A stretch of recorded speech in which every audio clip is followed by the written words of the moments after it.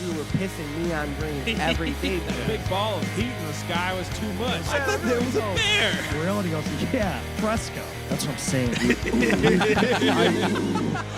Hey, everybody. What's up, everybody? Welcome to StouryTime. StouryTime. Hey everybody, welcome to StouryTime with John and Friends. I'm your host, John. Today I'm joined by two guests from the band Candy Hearts. Please welcome Mariel Loveland and Matt Ferraro. Hey guys, thanks so much for being on the show. Thank you so much for having us. What's up, John? What's going on? It's been a minute. Yeah, man, it's great to catch up and great to see you here. Absolutely. Why don't you guys tell the people a little bit about yourselves? As a band or as a human? Human, whatever, whatever you want to share. I'm Mariel. I'm in a band called Candy Hearts. That's my best friend beneath me in the Zoom call. That's Matt. He plays drums. We, toured in this band a lot. I'm extremely jet lagged, so my words are coming out like backwards, like time isn't real. But yeah, I started the band in 2009, and Matt was like the drummer that made the band complete. We had filtered in and out through people, but it was like, that's the guy. And I think anyone who's seen us tour knows that like through all of our touring, Matt has been like my right hand guy. Like it just felt like our band since the second that he joined, and we have just done so much together. And now it's 10 years since we released our full length, and we're celebrating. Very cool. So you guys had a lot of success, like, fairly early on. What was that like, and specifically like 2014, you guys had, you guys hit the billboards and all that stuff. What was that like? It was really crazy because I don't honestly think that I was ready to be in a band that successful that fast. I just didn't think that would happen. Like I recorded my first batch of like songs in 2010. I had written some of them when I was still in high school, and I just put them out on a whim. And then 2 years later, we're touring with Man Overboard. Chad Gilbert is producing our music, and then all of a sudden we're thrown on these massive stages. And I, for one, was not as competent as a musician as I am now. And Maddie, I feel like for you, it was like a trial by fire. Like there were a few weeks in the beginning where you were like, I need to play the click track. Yeah. I need to play the click. For sure. I mean, we were, as Mariel said it, like really thrown to it and kind of figuring it out. We were playing more locally, and kind of things picked up really quickly for us. And I mean, like we were pulling up to House of Blues in a minivan, no trailer. Like, I mean, that's like really the like how unique it was. Like there were stagehands unloading out of the minivan. I will never forget that because we pulled up the van, right? And the guy's like, okay, like pull the trailer around to the loading dock, like pull the bus around. And we were like, this is a bus. And he was like, oh, that's not gonna work. That's right. Yeah. They had to come down to our level, literally. We had to walk through because was it at like it was through like a pedestrian area. We had to walk through with all of our gear through like the front of the venue, through the people in line waiting for the venue. I know exactly, if I'm honest, because this was in Dallas, House of Blues, and we met Scott Stapp from Creed at that venue. Oh, wow. So, I mean, it's a pretty special place. Right. His wife got lost and used the bathroom in our dressing room. Mm-hmm. Yep. And hung out for a minute, and then we stalked his tour bus because that's just who we are. That's amazing. Got that pic though. That's amazing. It was all worth it. That's awesome. What was it like? What was your music relationship like with Chad Gilbert? Was he producing you guys? Was he helping, make changes or writing songs with you guys? Like, was he really hands-on during all that stuff? I think he was a lot. And I mean, especially in the beginning, or, I think like that whole band and those guys were really tried to take us on and mentor us. I mean, we went out really early with them, and I still remember the first show, playing that first set, and then going back and kind of debriefing on it and getting some real world advice on what we could do better on it. That I think was maybe hard to take, but really incredibly helpful in the long run. And I think like there's always kind of battles with that, but we were really lucky to have a lot of folks like that really helped us, just helped us get up to speed really quickly. Yeah, my writing process has always been pretty straightforward, where I kind of like write everything alone at home. But definitely when you go in with a producer, especially someone who is as, you know, experienced as Chad, there are definitely things where he's like, you know, this is going to work when we arrange it. Like, let's do this way. Let's do that this way. What if you add this little thing? Like, that kind of stuff that really, I think, made our songs so successful in that pop punk space, when that's not necessarily where my brain always went to from the beginning. Like, I remember when I was in songwriting school, because that's what I chose to go to school for. That's not real. My teacher was like, well, the student loans are very real. But my teacher was like, write a song with power chords. And I spent a month being like, I can't do it. I don't know how to do it. And then suddenly I'm thrown into this world where that's like the only thing that I'm doing. And like Chad really took us under his wing and he mentored us, and he really pulled out all the stops that he could to try and get us as successful as possible. And that's why I think it happened so fast, and why that, you know, it was almost like people are now like, oh, she's an industry plant. They're an industry plant. I think I'm like, kinda. I mean, I worked my whole life to become like a good songwriter, but like one guy found our band and was like, you know what? I'm just going to plant you in the industry with all the people I know and all the stuff I know, and we're just going to go from there. Okay. Yeah. So he was like your guys' usher to Justin Bieber. Yes. Exactly. Yes. Actually, yeah, exactly. That's funny.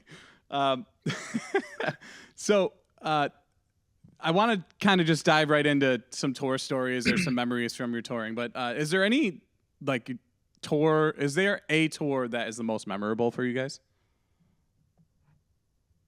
I think of two, maybe off the rip was I think it was our full US. It was March Madness with Penameno and Allison Weiss. And it was shout out to Penameno. And it was just a really incredible experience where I think like we all really like became best friends on that tour. I mean, that was so special. And my best friends, Horace was working for Penameno as well, and it was just like this really, really special time for us as a band. And I think like we were still kind of in the middle of moving through things, but that was a really just one I still think of to this day, especially like going out for 5 weeks for the first time and spending out that much time on the road. Yeah, that's a long time. I definitely agree with you. I think that was like the tour too that really, I'm trying to remember when I feel like you became my bestie. There was definitely like one tour that we were on, and I can't remember what it was. Maybe it's the Man Overboard tour. Were you on that with us? Yeah, that was the first big tour. Yeah. So it was Bessie's at first tour. Because I just Bessie's remember first tour. like I was not happy for some reason. I don't remember why. There are a litany of reasons as to why I'm grumpy on tour. But I just remember that like everyone was being kind of grumpy, and like we went to the beach, and just like everyone who was annoying me, we were like, fuck them. And we went to the beach, and it was like the best day. Oh, for sure. Yeah. That's great. I feel like we always managed to kind of figure out and just escape and just bail if everyone was having a bad time, and just like going on an adventure for sure. Yeah, so when like, the vibes got weird, we bounced. For sure. Yeah, I get that. So was there anything that you guys did, like you're saying you went to the beach and everything, was there anything that you guys kind of did on your off days or made a point to do on your off days just because you were like, we're in this town, we got to do this, or, anything like that? Oh, we always tried to find like swimming holes and like local food and stuff. Because really, I mean, at the beginning of this, we were traveling the country for the first time. Like I'd been to Florida, like Disney with my family, but like my first time in LA was recording our album in LA. Mm-hmm. So I think, I don't know how well traveled Matt was before, but for me, it was like, yeah, it was like everything was brand new. It was like a foreign country to me. Right. Yeah. So definitely swimming holes and like sightseeing. Yeah, I mean, we did all the dumb stuff. We went to like Sears Tower, and we'd catch all the really like kind of lame. I feel like tourist traps because it was those first experiences. I remember you wanted to go to Sears Tower so bad, and no I one still don't know with why. you. No, And everyone's being so lame. I know. I was like, fine, I'll do it. But then I'm like the one who's afraid of heights, so why me? Just always down, you know, always down. That's funny. Is there any shows specifically that are like the most memorable for you guys? Shows most memorable. Anything that may have happened during a show or something that was Oh, like, I holy remember. shit. Yes. Okay. So I remember that I will preface this by saying, like, in every person's friendship, there are moments where you're just like, fuck you. And I think that working through those moments is what makes friendships really strong. But we had this moment where we were playing Times Square. I think it's called the PlayStation Theater now. I think back then it was Best Buy Theater. And, you know, I was working out the live show in a way I sort of wanted it to be a little bit more exciting. I felt really like tied to I felt tied to the microphone stand. Like I couldn't move. And I was watching all these bands we were with do like spin kicks and stuff. And I'm like, I can't do that. Like I need to figure something out. And so on that tour, we were working through our live show, and this was a big deal to play in Times Square, to see our name on like a marquee in Times Square was like, oh my God, we made it. And all of our family came. And as we roll up to the venue, like I had tried the night before to drop my guitar and sing a couple songs as just a front woman. And obviously when you're new to doing that, it's a little bit whatever. You're still like working it out, a little bit awkward, but still cool. I thought it was cool. I still think it's cool. And we roll up to the venue to load in, and I get a text from Chad Gilbert being like, have a good show tonight. You better not do that thing you did yesterday where you drop your guitar, because it looked really fucking stupid. And I lost my shit. I was like, how dare you on my hometown show, when you know how excited I am, to tell me what to do? I'm not your child.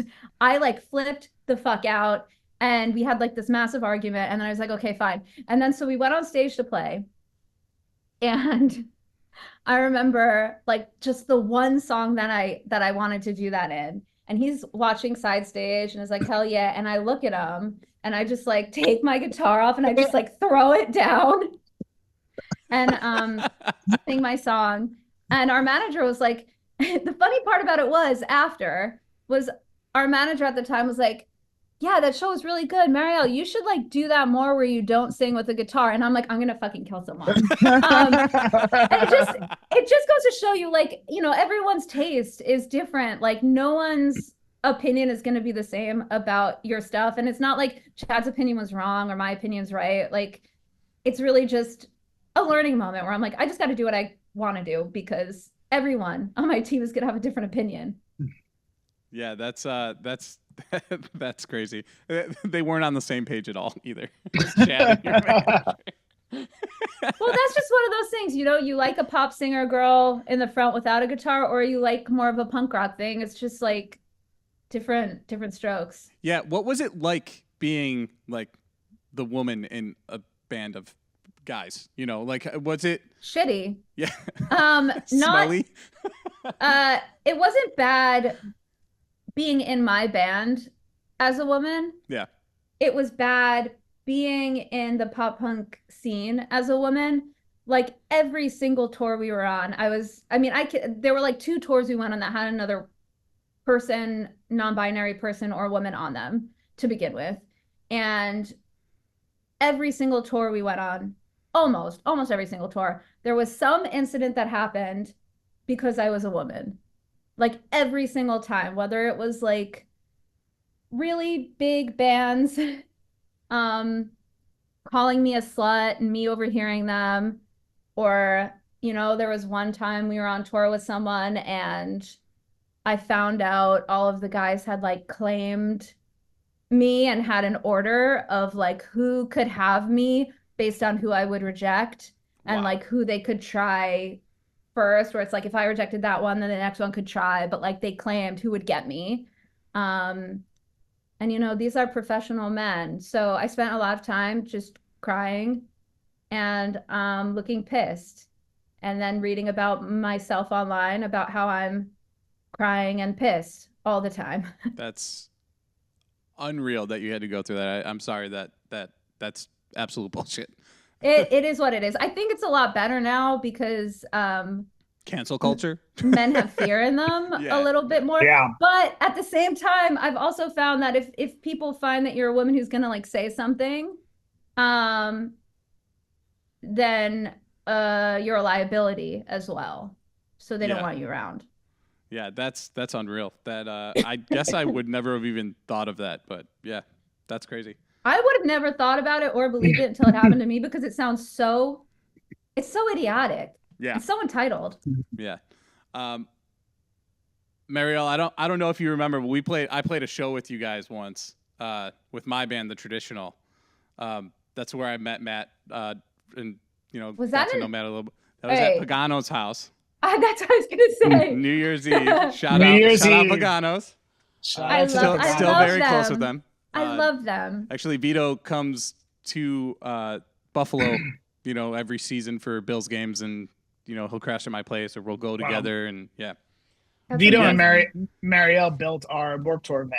Yeah. I drove the van up to his house, and I was just like, hey, like I know you did this before for like your son's van. I don't know how to do this. Can you help me? Yeah. And Did he I build just like the drove bunks up. and everything in it? Yeah. We spent like a father-daughter weekend together, That's just awesome. like building. I learned how to use a screwdriver. It was tight. I learned how to pick good scrap wood from Home Depot. That's great. That's awesome. Shout out the Yeah. Paganos. Love those guys. Love them. Yeah, I just, you know, I thought that was funny. So that's why, you know, it's been so long since I've, you know, seen you guys or whatever, but yeah, small world seeing you guys again. This is great that you guys are on. I love this, being able to catch up. But I asked you guys to maybe think of some tour stories that maybe you wanted to share. Did you guys want to share a couple of those? Anything that may have come, you know, to mind when you were trying to think of anything? I'll let Matt take the lead. Yeah, I had one that I did. I thought of earlier, and just because I like to throw in Mariel's face, and I think she's never been there and she never will get to go. But so you know, I used to do most of the driving for the band, and you know, when we were touring, doing those long tours, we were doing you know, we didn't try to always do them, but we were doing several overnight drives, especially once we hit the middle of the country and West Coast. We ended up on some really, really long drives that were pretty tough. One of these tours, we had one of my best friends, Rosa, was on the tour with us, and so it was me and him. We stayed up all night. We're driving. I think we're heading to LA. I forgot where we were coming from, but we had a really long drive, and it was. I mean, it was one of the most beautiful drives of my life. We ended up, we thought we could take a scenic route, or that was going to add an extra 5 minutes, and we ran into the forest that had a fire warning and threw us 3 hours out of the way.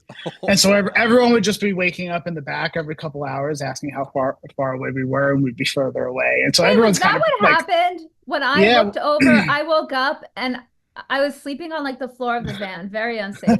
And I got up and I looked out the window, and I just remember Kenny grabbed the back of my shirt and pulled me down. It's like, just go back to sleep. And I'm like, why? And we were on just like the edge of a cliff with our giant van. And I'm like, are you fucking kidding me?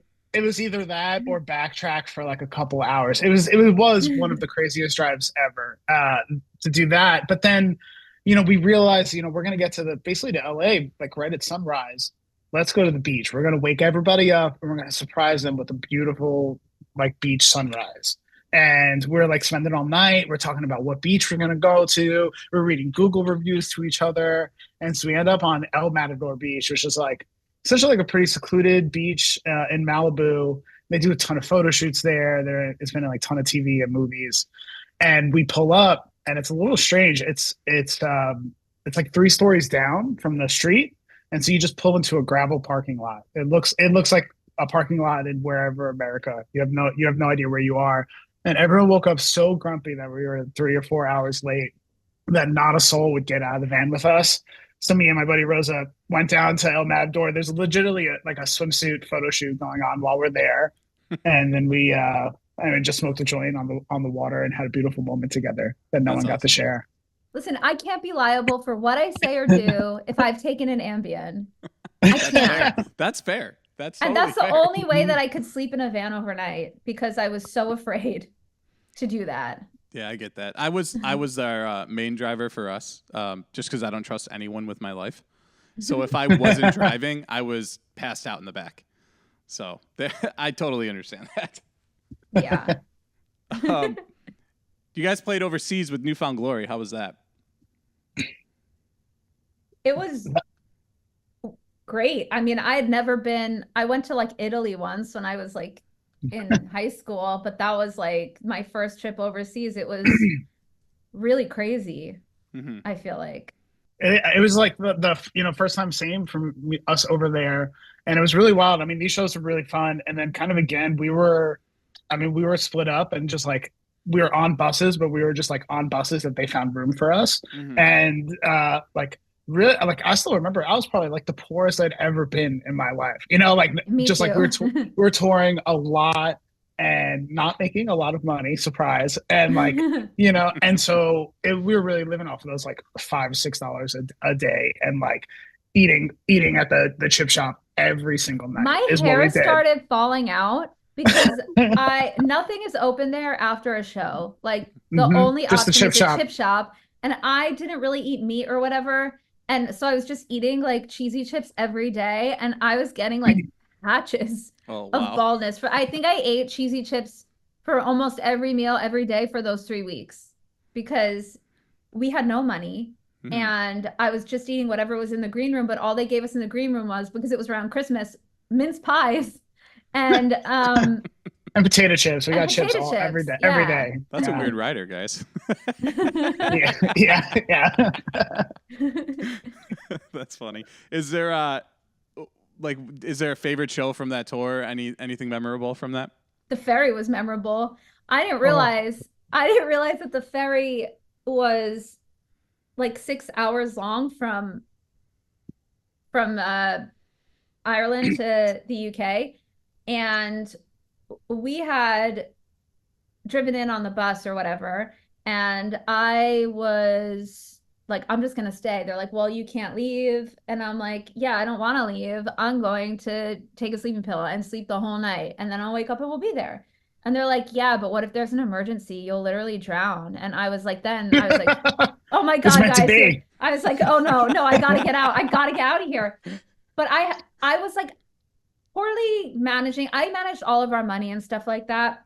But there was no way for me to mobily deposit cash in the UK. I didn't know what to do with it. So I had this backpack of rolled up it was awful. And it was like and I used to put them in my hair ties. I would like do like 1,000 in a, like, I think we came back with $10,000 in this backpack. And we were on the ferry and I was trying to sleep. I had this backpack with like $10,000 in it. And I'm like falling asleep, like kicking people who come near me, like, you can't take my backpack.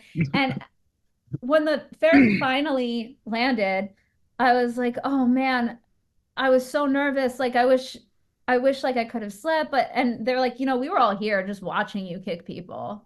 Like, we were all awake, just hanging out, watching you be an insane person. And then when I went through, you have to go through customs when you get to Ireland. So I'm there with this backpack full of cash, which is just below the amount of cash that you're allowed to like not claim. And they open my backpack and they're like, what is this? And I was like, well, I don't know how to deposit it. And they're like, sweetie, where are your parents? Why do you have this? And I'm like, what do you mean, where are my parents? This is my business. I'm an adult. I'm an adult. I'm in this band. I'm a rock star. Look at us. I should also mention I was in a like a onesie that had like little leopard ears on it with this backpack of cash, and they were just like, hun, This Can is you all just true. next time All not true. do this? Because we'll let you through now. We're not going to count it, whatever. But like next time, can you just not? And I was Because like, it would have taken them hours to count it. You had it just like it was in this like thousands of weirdly dollar wrapped pile. bills just wrapped. Like, It's scrunchies. yeah, we would have been Right. absolutely fucked if someone took that backpack though. That was like all of our money to pay for all of our like rentals and flights and like everything. Yeah, yeah. That's wild. Do you guys have like? Is there any? What's the funniest moment you remember from tour? You know, whether it was on the stage or like with a band or people being goofballs. Well, there used to be this impression. Do you remember? Like, it's so stupid.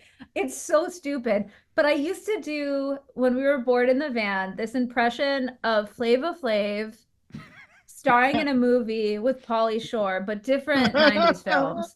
Like, it's so stupid. I wasn't even high. But it was like, okay, this time Pauly Shore and Flavor Flav starring in Air Bud. And I think I kept doing it because it really bothered one of our band members. Like it And bothered I him thought it was so much. funny. And Yeah. Matt loved it. But this guy fucking hated it. And so I did it constantly. Can we get a Constantly. little I preview? don't. It's been 10 years. I don't even know how to. Let me tell you, the impression was not good. Pauly Shore and Flava Flav were very similar. Very similar. Matt, can you do an impression of her impression? I don't think I could do it justice. I was really hoping Mary was going to pull it out.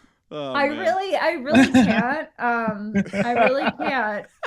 Maybe one day in private I'll do it again. But Come on, that'll be the it's clip. not Come on. private. That is funny. That's amazing.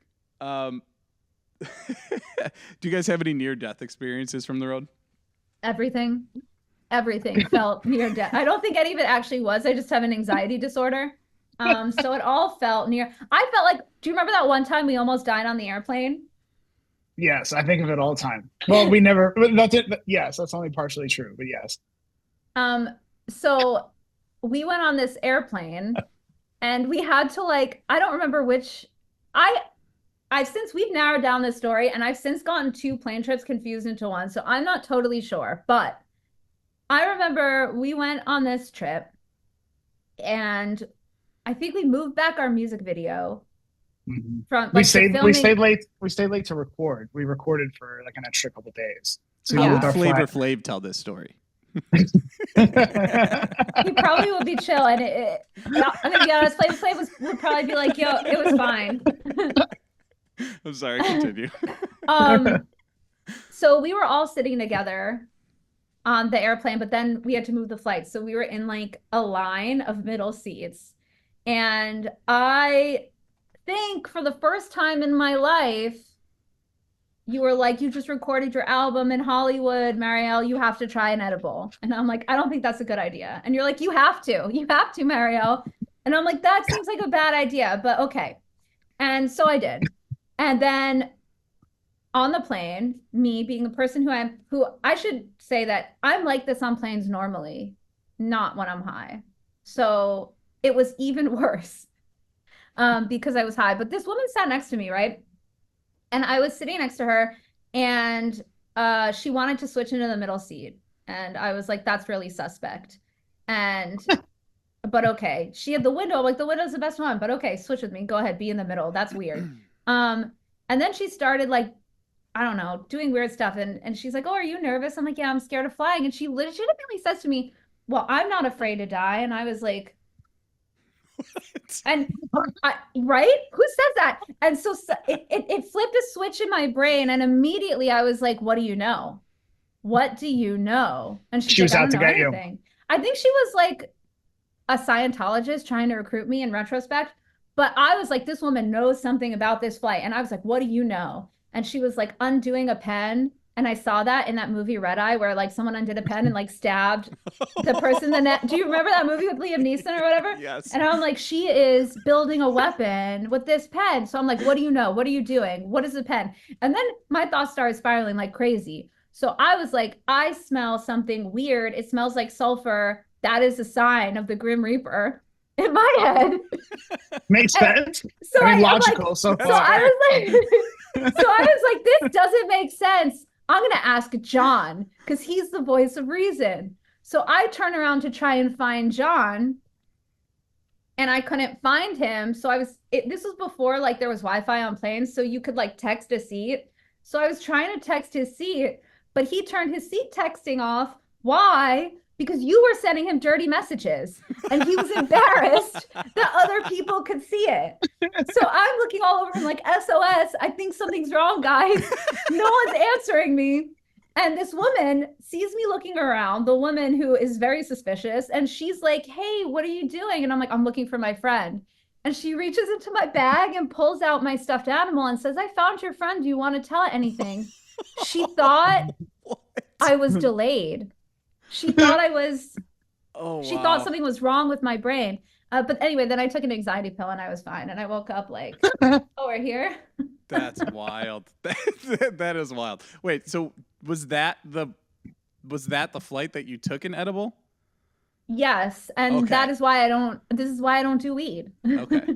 That's fair. That's why it's not for me, but everyone has to try it once. That is also the same flight where, I mean, I was right behind John, and that's when the first time I found out that you can actually have too much weed. I didn't think at that time in my life, I thought that I would just go to sleep. I thought that was a really sound plan to just finish off everything that we had from recording and just, wake up early to do that job and then get on the plane and everything was going to go great. It did not go that way. I was not sitting behind John anymore because before we took off, John, I still remember John Ryan just turning around and just like, he said something to me and I just felt it hit me like a wave and I just screamed in his face, I'm going to throw up. and I'm again in the middle seat and the guy next to me just says, that's not good. Let's get you out of here.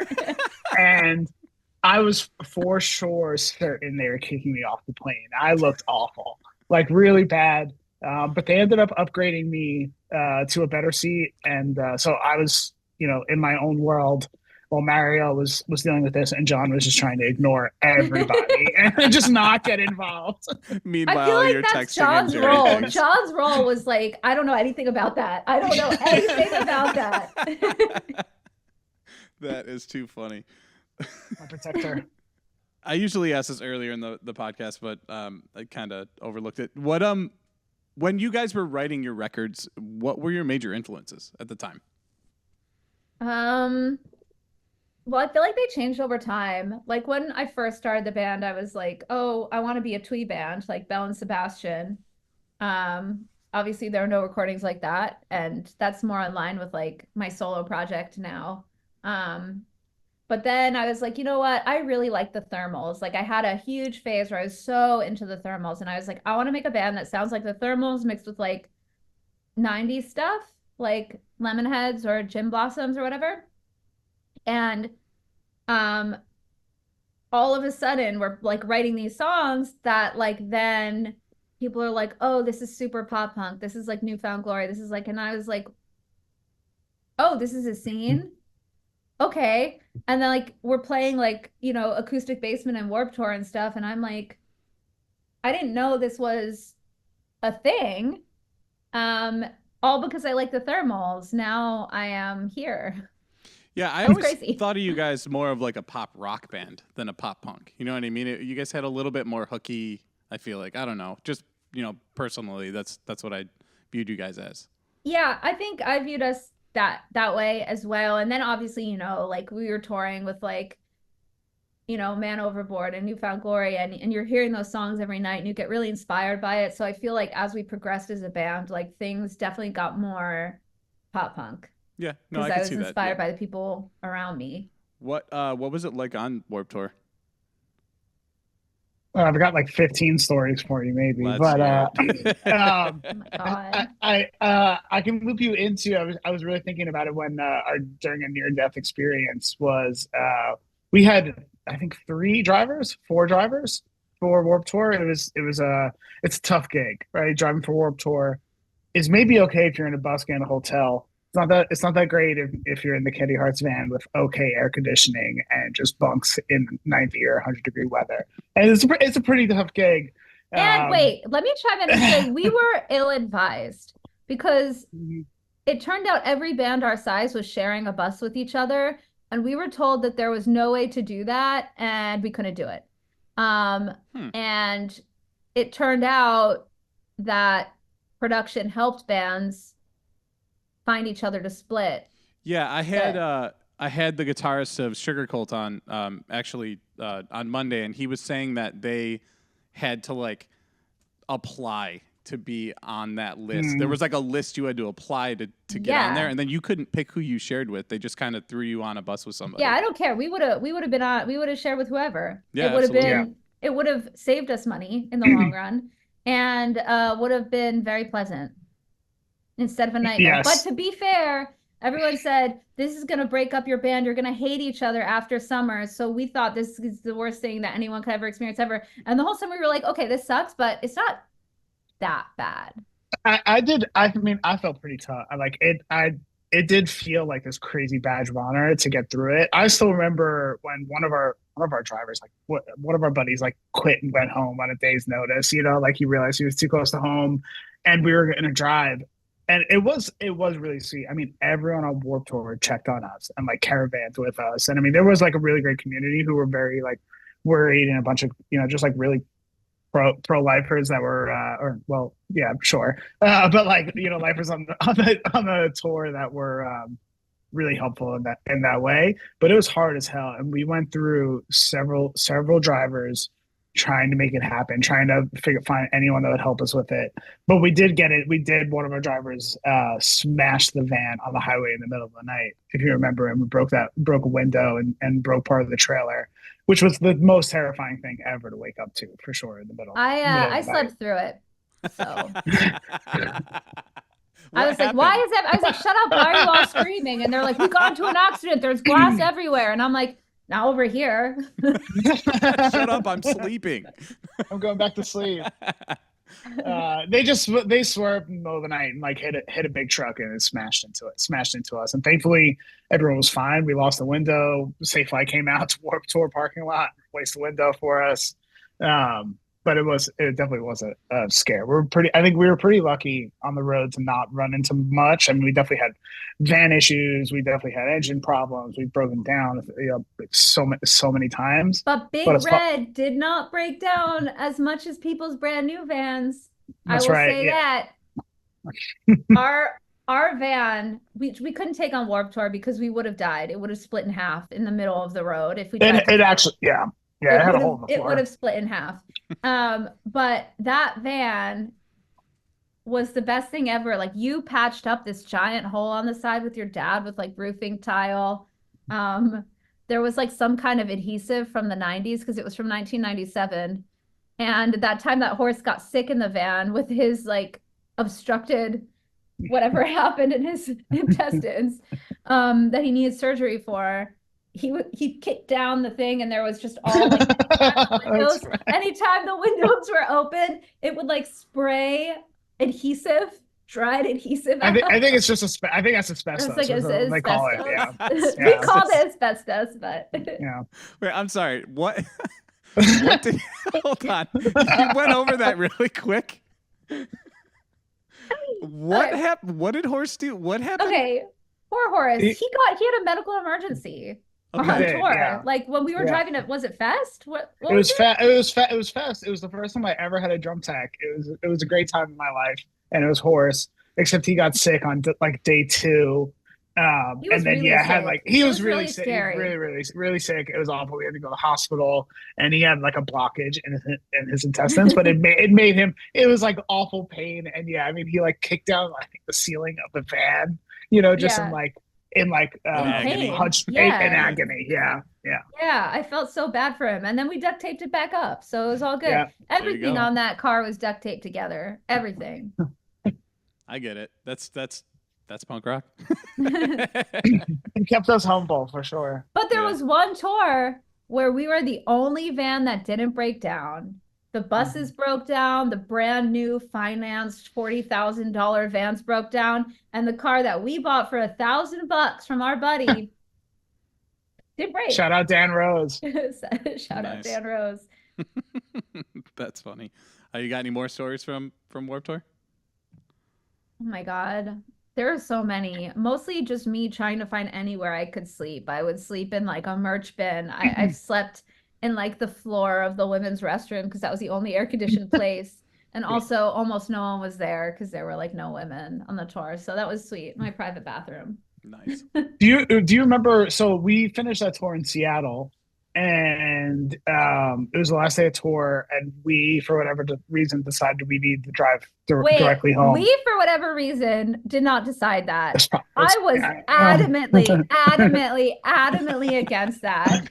And you, it was and like John, it was like a 2.5 month tour. And you and John were like, "We need to go home now. Our girlfriends will leave us if we don't go home right now." I'm like, that is not true. They could wait one day, but I'll let you continue. I was pissed. I did not want to do this. So you all in agreement. So and again, let me tell you, I said you can't do that because the transmission cannot handle that. So. Well, we put it to the test, let me tell you. And yeah, I mean, so we did it. We really did it. It was disgusting. We didn't sleep, and we just rotated and drove for 3 days back from Seattle. And I'm pretty sure I was driving at the time. And we just roll out. We're getting off Mariel's exit. We've made it. We're back to New Jersey. Paramus. And yep. Paramus. Yep. Okay. And yeah, we go through the toll booth, and the van just dies. That's it. And we broke down 10 minutes from Mariel's house after a 3-day tour. And like my favorite part though was like, I mean, you would think like we would just be so miserable and upset, but I remember we just jumped out and we just started playing football. It was like, it's fine. It's another parking lot hang. And I guess we had like the mechanic by your house because we were right there. Rocco, I love that guy. He he had to rebuild the transmission. So I don't want to say who was right about that happening, but but you know what? We got home, and that's what matters. Yeah, and I still do remember like Alex and Megan picking us up and just us reeking. I mean, first from coming off Warped Tour and from driving in that van for 3 or 4 days. It was beautiful. Yeah, at least we were at my mom's house where she could feed us because she came and she had AAA, so she came and got us. Very cool. That's funny. Van breakdowns are the worst. Like there's no worse feeling in the world when you're like, potentially thousands of miles away from home or 1,000 miles from where you need to go. So we had quite a few of those actually, where one of them we blew our transmission in Texas, and luckily we I have no idea how it just happened to happen this way, but Ryan, who used to play guitar for us, his uncle lived like 10 minutes away. We had no idea. And so his uncle came and got us, took the trailer, and then we drove 20 miles an hour with our van barely crawling along, got it fixed, and then it took like 3 days for them to rebuild the transmission. And then I don't know. We decided like let's just go home or something because we were playing in Louisville the next night or whatever. We drove I think 16 hours through the night, got to Nashville, and the transmission was blown again because they replaced it with a blown transmission. Oh my God. So we were like, screw it, we're going home. So all we did was we just like bought a shitload of transmission fluid. And anytime we drive like an hour, pull over, top it off. Drive an hour, pull over, top it off. Because it was just spewing out the back. Our trailer was covered in this shit. So then we got home and I like threatened to sue the guy and everything. It was a whole thing. But yeah. Oh my God. We had a similar thing with our oil where for some reason our van was just burning oil. So we just had to keep pouring oil in the oil hole. Yeah. I'm sure there's a real name for that, but no, I think that's the technical name. Yeah, that's you got that right. That's it. Yeah.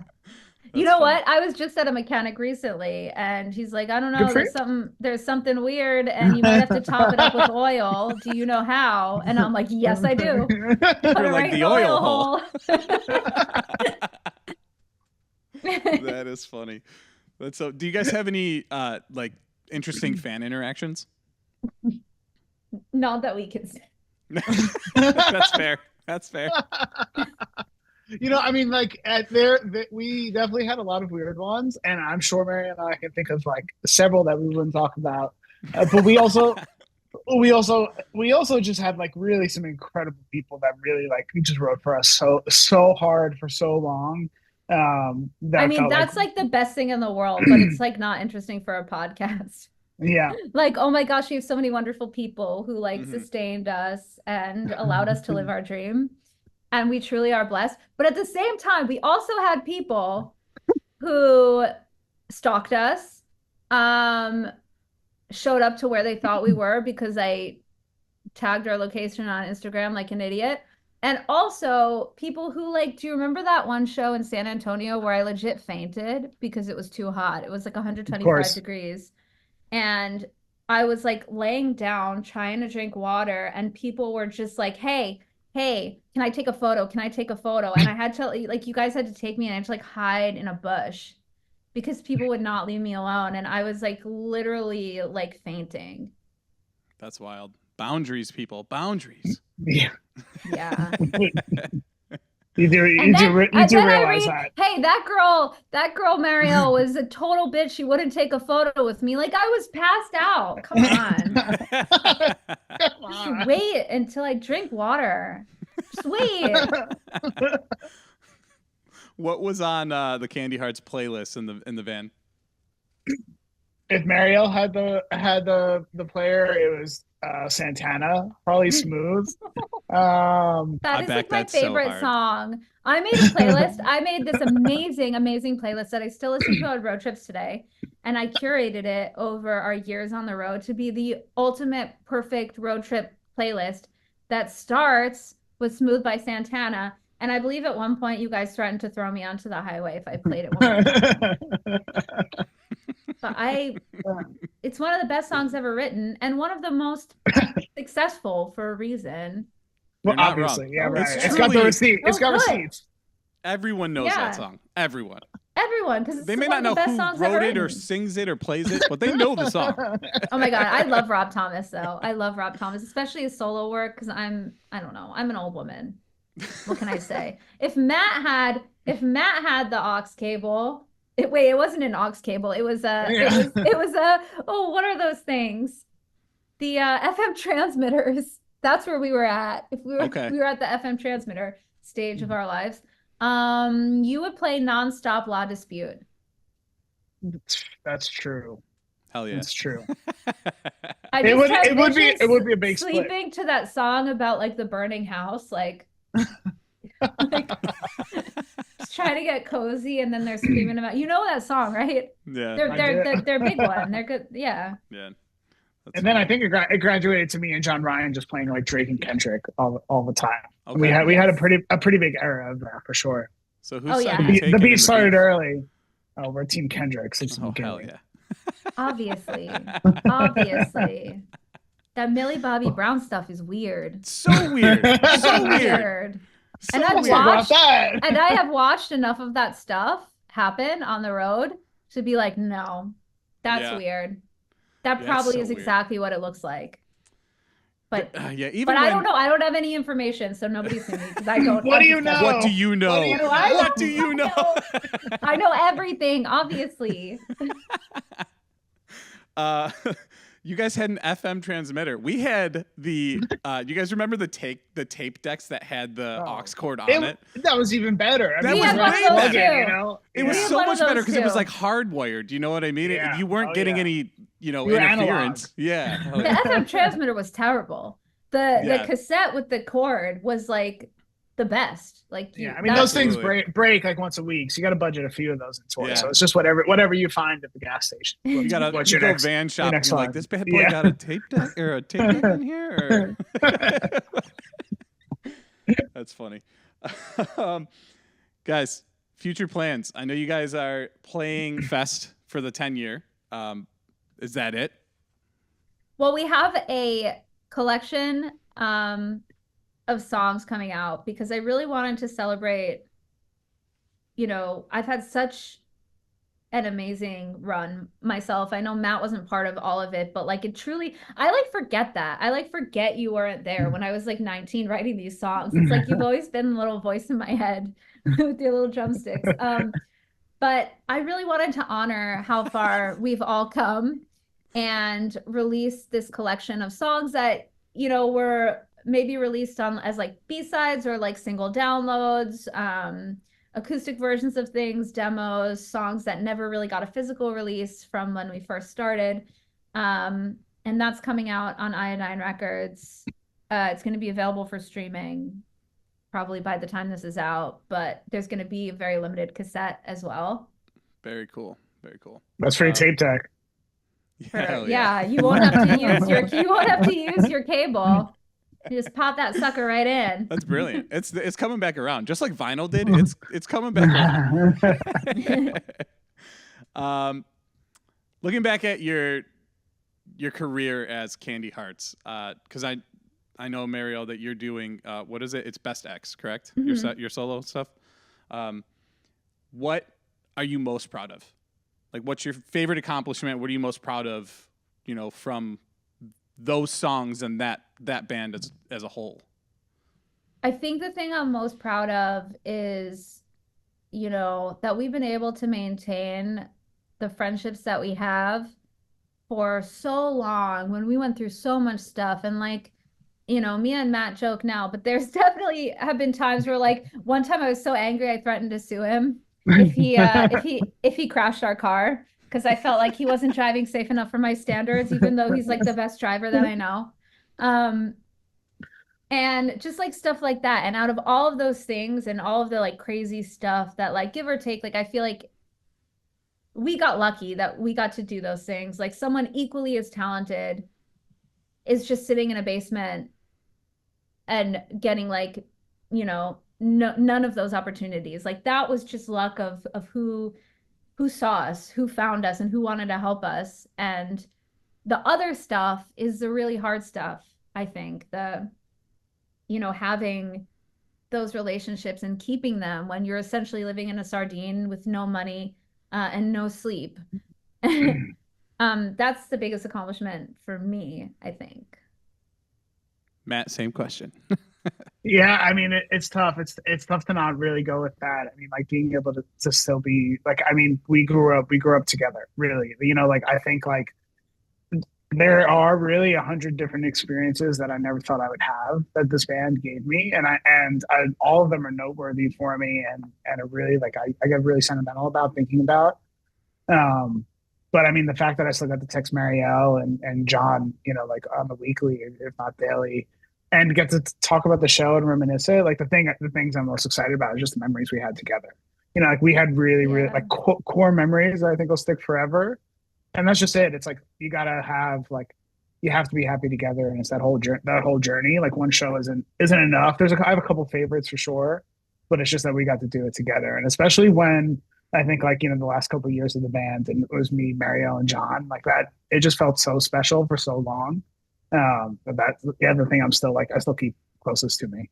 Yeah, that's one of the things, because with my solo project, like I've had a lot of different successes, maybe not all like, maybe I'm not on the Billboard, and I still went on tour. I still have played some shows that are really big. I sold out the first show that we've ever sold out. I sold out as Best X, and all of that felt so underwhelming because, my guys weren't there.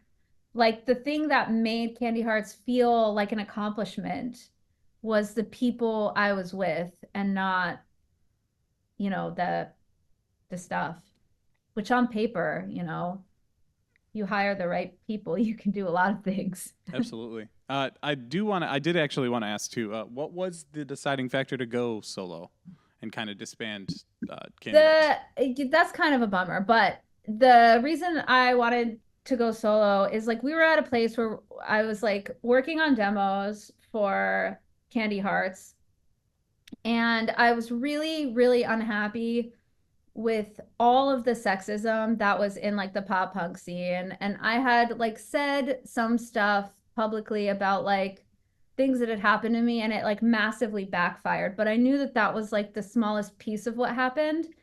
And it was sort of a reckoning where I was like, if I want to go forward in this career in the world of pop punk, and this was the smallest thing that I could say, then it just meant I would have to live my whole career in silence, taking abuse from whichever dude in whichever band wants to do that, and never be able to say anything.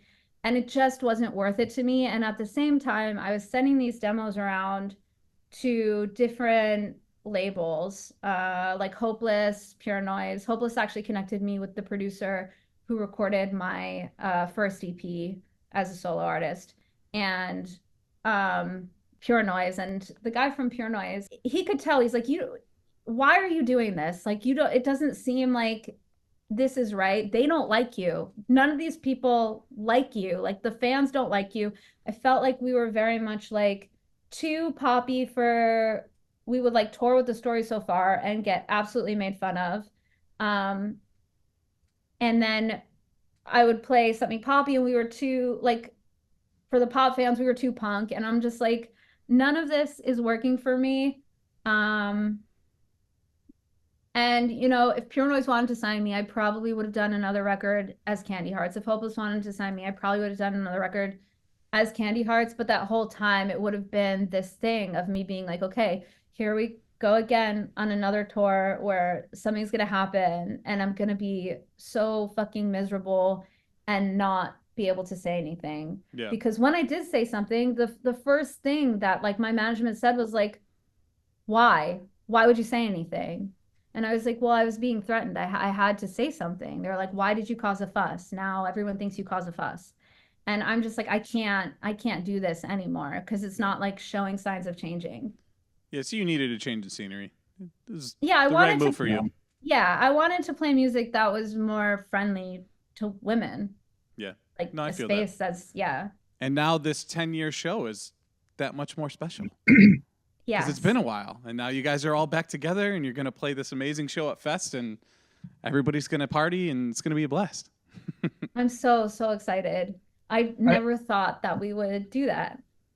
Yeah, I mean, I think it kind of has to be perfect for us. I mean, we kind of are all living in different places now as well. Like we're split up down the East Coast. And John is a baby.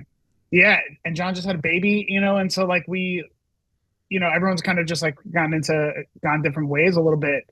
But Florida was always like just this really special place for us as a band, like as Candy Hearts. It was some of our best shows. And still, I mean, yeah, I didn't think of it earlier, but our fest show that we played was one of my favorite shows that we ever did. I mean, it was one of the biggest shows we ever had. I feel like just the most successful. It was like really our crowd for a long time. Like it was kind of just like the place where we were really welcomed. And so to be able to go back and do that, where I've been kind of out of touch for a little while, I think is so special. I feel really lucky for it. Yeah, Fest is a really special place. Fest has always felt like home to me, and I didn't even know that whole scene existed until I was there. And Matt was like, "We're playing Fest. Can you believe it?" And I'm like, it was all I wanted. It was all I wanted for so long, going to Fest, and so doing it with Candy Hearts was pretty amazing. I mean, that was like the where like there's still photos of Megan, my wife, like coming to those shows and being at the like in the crowd for it before we met. So it's pretty special.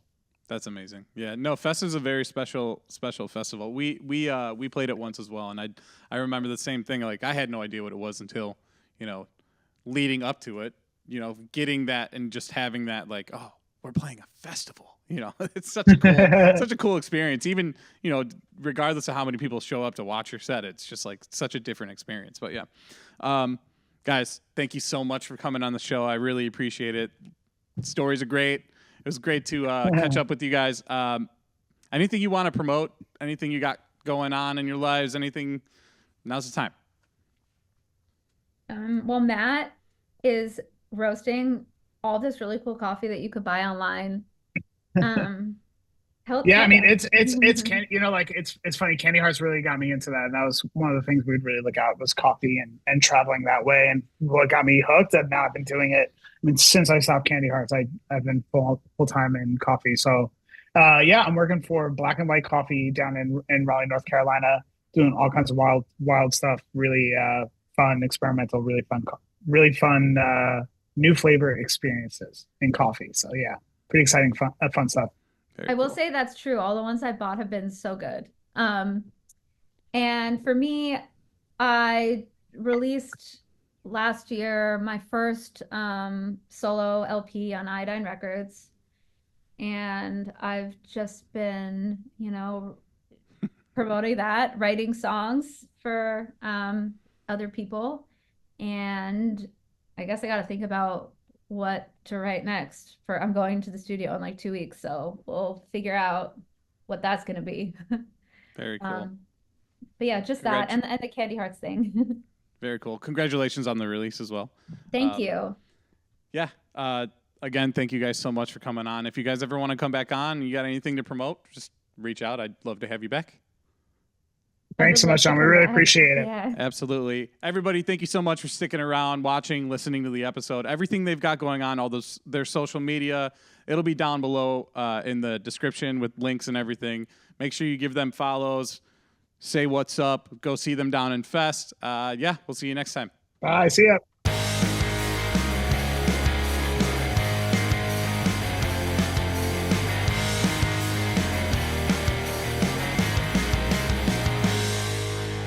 Bye, bitch.